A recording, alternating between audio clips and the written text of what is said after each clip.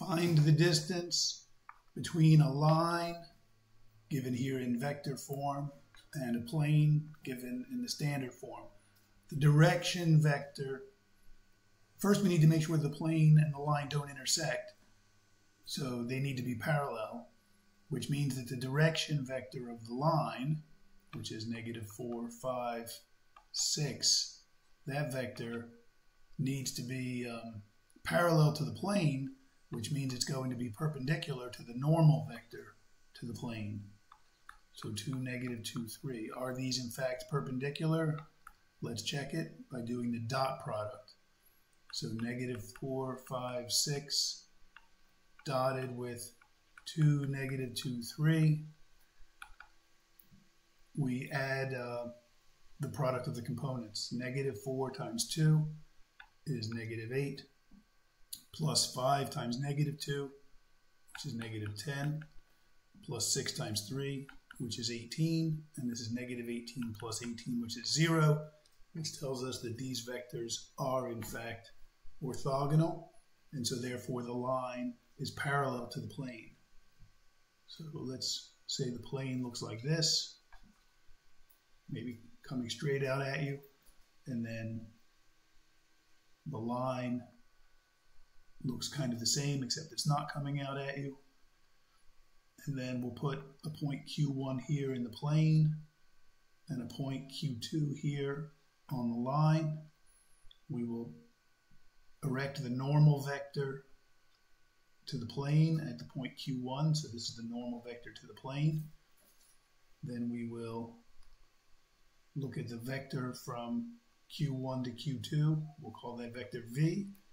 And the distance between the line and the plane is the magnitude of the projection. We projected V onto N, and that will give us this vector here.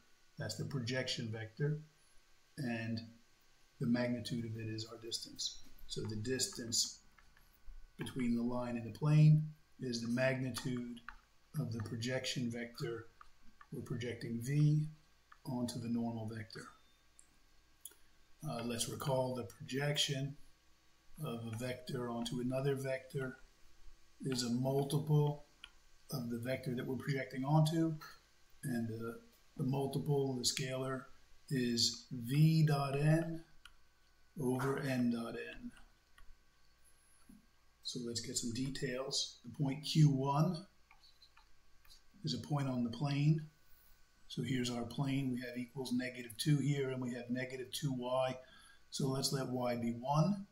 Then x and z are both 0. So 0, 1, 0. And the point Q2, which is on the line. When t is 0, there's a point on the line. 1, 2, 3. And so the vector v from Q1 to Q2, we take the components of Q1 and subtract them from Q2. So v is 1 minus 0, 2 minus 1, 3 minus 0. Now we have to compute this projection. So v dot n, the normal vector is here. So v dot n, it's the sum of the products of the components. So 2 times 1 is 2, plus 1 times -2 is -2, plus 3 times 3 is 9, and so v dot n is 9. N dot n is dot n with itself, 2 times 2, plus -2 times -2, plus 3 times 3, and that's 17. And that's also the magnitude of n squared. We'll need that in a moment when we calculate the magnitude of the projection vector. We're going to need the magnitude of n, and that's going to be the square root of 17.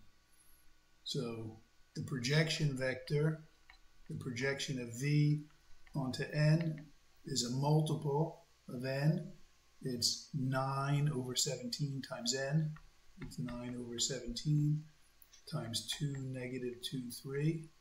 And then the distance is the magnitude of this projection